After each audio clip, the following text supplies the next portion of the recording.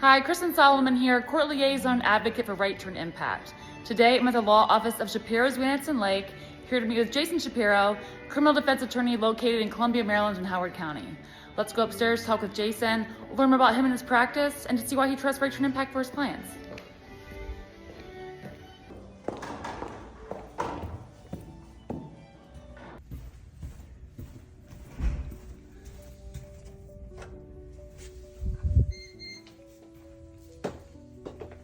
Hey, Kristen. Hi, Jason. How are you? I'm fine. How are you? I'm doing great. So nice to see you. Thank you Nice so to for see meeting you. with me. Yeah, come on back this way. Here, come on in. Have a seat. Awesome. Thank you. My name is Jason Shapiro. I have been an attorney since 1987. So I am entering my 39th year of practicing law. Graduated college in 83, started law school in 83. After my first year of law school, I became a law clerk. I worked for a personal injury firm. I enjoyed it. I enjoyed the experience, but I always wanted to be a prosecutor. That was always my goal. My dad was a government worker, spent his entire career, other than the last 6 years of his career in the government, and did some really incredible things, was one of NASA's first employees, things like that. And I always thought that was going to be my future. And I just wanted to get into the prosecutor's office. So there was an opening in the Montgomery County State's Attorney's Office in 1985 for Director of Juvenile Justice, which was someone to run their juvenile justice division, but more importantly, to run diversion programs for juvenile offenders. I went in and I ran a program there called Operation Last Chance. And it was amazing because it not just was about the legal system, but to do a real good diversion program, you wanted the juvenile offenders to understand the effect that their crime had on victims. The juvenile offenders who were in the program were really people who were breaking into other people's homes and stealing things. And a lot of the things that were being stolen were some sentimental things, obviously some things of value, but really, most importantly, was someone's sense of safety, that they go into their most sacred place, their home, even if they didn't take anything that meaningful or that expensive. Just the act of a stranger coming into their home was enough to shatter their sense of security. Being in that program and dealing with so many victims and trying to have the victims convey that feeling to the kids, I started realizing that many crimes was like throwing a rock into a lake. You have that initial splash, whatever that is, but the ripples go out in so many different directions, and they go on and on further than people realized. That was one of the things that I think helped make me a more complete prosecutor, first of all, because I didn't just look at, could I make the case? Could I make the elements of the case? I wanted to also help people understand, help defendants understand that their actions have far-reaching consequences. And one of the reasons why I wanted to do that was not to make anyone necessarily just feel bad, but I wanted them to change behavior. I wanted them to not continue hurting other people and hurting themselves in the process. I was promised a position in Montgomery County as a prosecutor, but a position came available in Howard County, and I took that position. I had lived in Howard County at the time because I was working in Rockville, going to law school in Baltimore, and I moved to Howard County for a place in between. And I ended up taking the job in Howard County, and it was such a blessing. I had such wonderful mentors. Immediately when I came into the state's attorney's office, the fella who was being promoted to circuit court, and I was going to take his place and take his desk, was a fellow named Tim McCrone. He was just a magnificent mentor to me. And Tim's mentor was a fellow named Mike Rexroad. And Mike was just like in the frat houses, you get You get a big brother, but with the big brother, you also get the big brother's big brother, which is called the grand big. And that was sort of Mike Rexroad to me, was my grand big. And then I had Tim, and these guys were great, great mentors to me. In Montgomery County, I had a great mentor as well. I had a guy named Charles Day. Charles just retired as a federal judge, and Tim just retired as a Howard County Circuit Court judge. But I was very blessed to have those guys invested in my career and my development. I started as a misdemeanor prosecutor, prosecuting cases, DUIs. I had a wonderful mentor there that probably doesn't get enough acknowledgement. There was a police officer named Owen Smith who was the main DUI officer in the police department. He used to teach DUI investigation to the police. And one day he came in and on a DUI docket, and I said to him, "Look, man, I know I've got the law degree, and I don't even know if you have a college degree, but it doesn't matter. You've got years and years of experience. Teach me what I need to know." I, basically was willing to allow Owen to teach me everything I needed to learn. I was all about learning. My dad told me, again, the government is a wonderful opportunity for experience, but it's also an opportunity to go to seminars and learn. And I was all about learning. I was going to every seminar I could possibly go to. I was I was never afraid to try a case, never afraid to lose a case, because I always wanted to learn. And I spent 4 years in the state's attorney's office, really learning my craft. I handled everything from disorderly conduct to death penalty. When I finally left, I went to the other side. I went to work for a firm in Laurel. The partner in the firm was, I don't know if the right word would be controlling, but I would say he quite let you know who was in charge. And he told me what cases I'm to try and what cases I shouldn't. I started trying cases that I didn't think were worthy of trial, the cases that should be resolved. And he never really talked to his clients about rehabilitation, never really talked to them about getting themselves into counseling. He even implied that the business model was better if they came back, rather than if they broke the cycle of addiction. And at that point, I realized that I needed to do things my way. This is not who I was. I became a lawyer. Yeah, I became a lawyer to have a decent life, to provide for my family. But I also became a lawyer to make a difference. And just winning a case is not making a difference. Winning a case, but helping your client overcome the issues that led to the case, is the ultimate victory. I wanted to be involved in helping people get their lives straight. The only way I can do that was to become familiar with the recovery community. I went to AA meetings. I don't drink. It's not because of religious reasons or moral reasons. I think being in the court system and prosecuting so many DUI cases basically made me just lose my taste for alcohol. I just didn't want to drink. But it didn't stop me from going to AA meetings. I wanted to understand what was going on in those rooms. I wanted to see how AA helped people. I wanted to really witness miracles, and that's what I did. I forged relationships with all sorts of people in those meetings. When I told people who I was and why I was there, I would have 4 or 5 people give me their names and phone numbers and say that they'd be willing to sponsor any client that I sent their way. I went to different rehab places, outpatient places that were always trying to get business from me. But I wanted to know what they were all about. What were they teaching? What were they like one place in particular? All they would do was play a movie every day when the people would come in. There was very little interaction of the staff to the patients, I guess you would call them. I call them clients. And I didn't want my clients going there, because I felt that particular, therapist was not really invested in my client's recovery. So I went around and I went to these places. I put the time in, I put the energy in to find out where the good places were and where they weren't. way back, there was a place in Prince George's County called the Prince George's County DUI facility. It was a 28-day facility.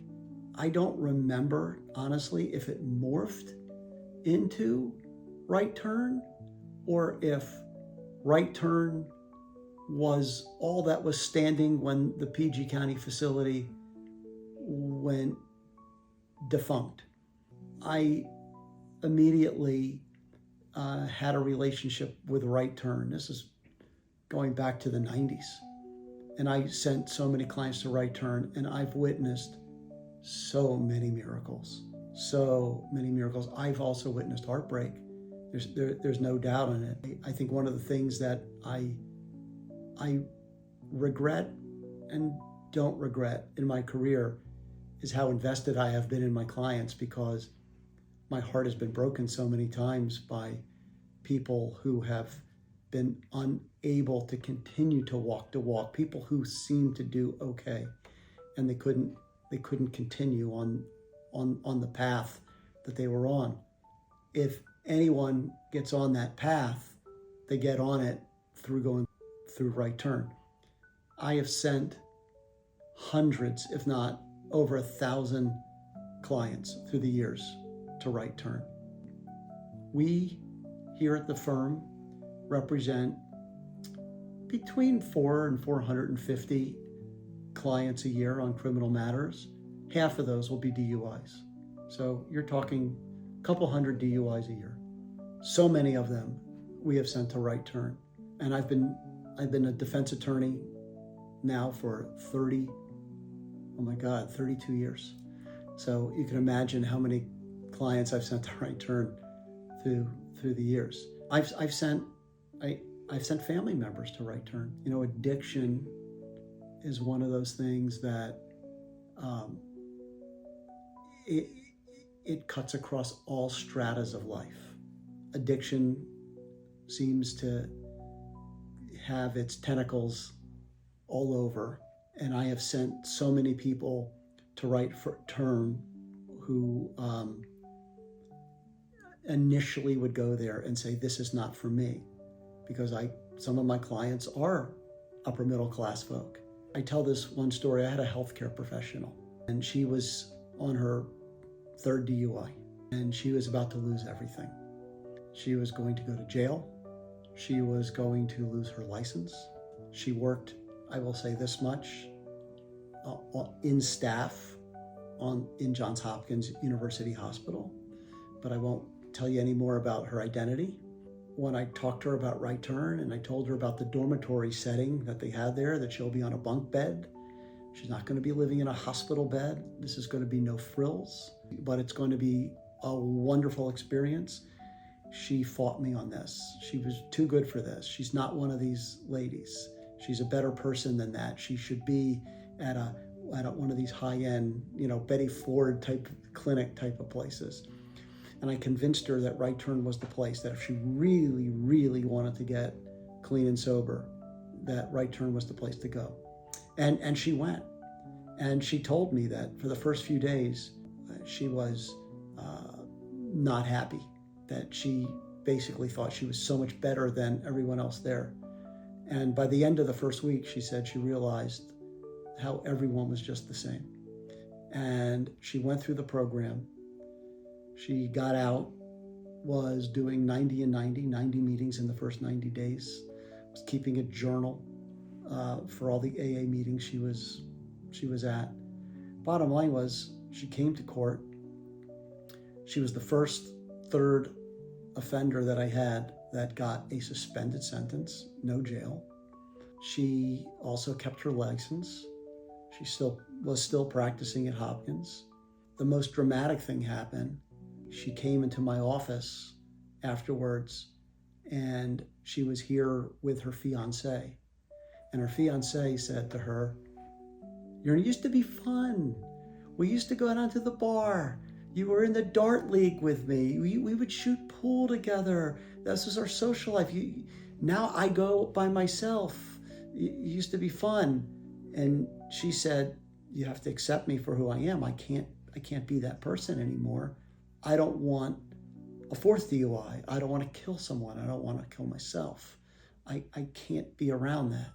And they ended up literally breaking up in our office because he refused to give up alcohol and have the bar as the center of his social life. And she wanted a fresh start for herself. So I've seen it all. I've seen probably about 75 clients die through the year from addiction. Like I said, I have it in my family, that I've sent family members there. I've seen a lot of tragedy, but I'll tell you what I have seen. I've seen more miracles than any of that. The miracles are that Right Turn sets people on the right path. The question is, are they going to keep walking that path? And that's a question that only they can answer. But if someone wants to be set up for success, Right Turn is the place that sets them up. One of the things that separates Right Turn from almost every facility is the fact that Right Turn has court liaisons that get to know my clients while they're at Right Turn and will then come to court and give live testimony as to how my client has adjusted to treatment. This is a far cry from what is out for all of Right Turn's competitors. Most of the places don't send liaisons, and if they do, they charge a fee for that. This is all included in Right Turn's fee. And the liaison makes a big difference. One of the reasons why the liaison makes a big difference, and this is critical, is that the liaison is someone who walked the walk. The liaison is generally someone who is in recovery. People in recovery are not going to lie for people who are pretending to be in recovery.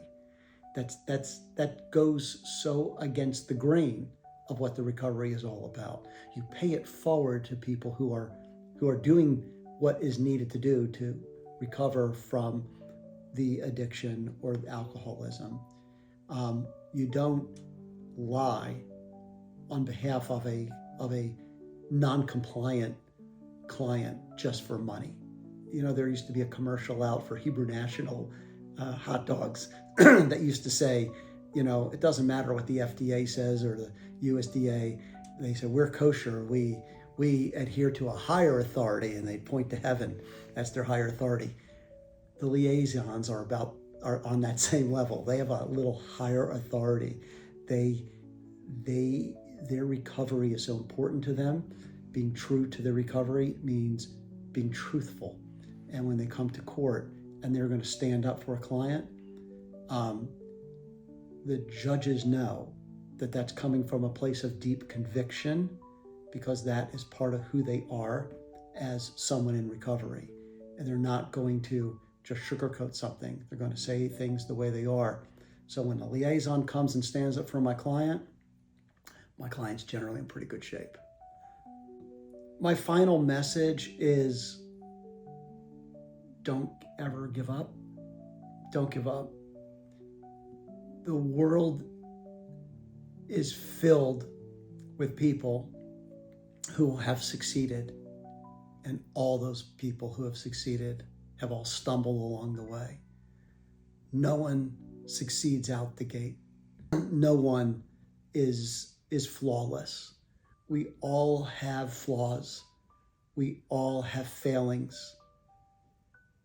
And we all have to pick ourselves up and move forward.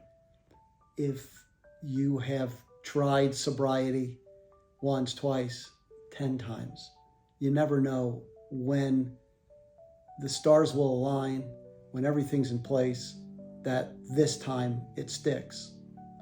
It would be good if Right Turn was part of that process to help you put yourself in the best place for success.